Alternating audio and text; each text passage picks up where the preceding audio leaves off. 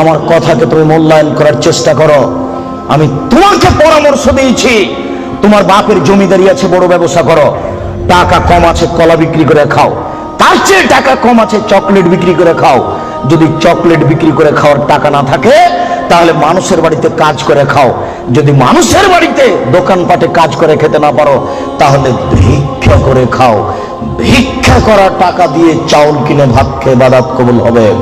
শোনো, আমি ভিক্ষা করতে বলিনি, এটা শেষ স্তর।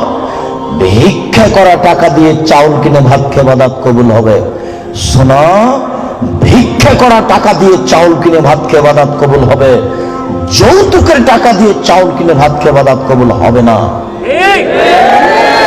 নাপিতকে ঘর ভাড়া দিয়েছ, ওই টাকা দিয়ে চাউল কিনে ভাত খেয়ে ইবাদত হবে না। নাপিত দাড়ি চাঁচে। এদেশের কোন ব্যাংকে চাকরি করে সেই টাকা দিয়ে চাউল কিনে ভাত খেয়ে ইবাদত কবুল হবে না।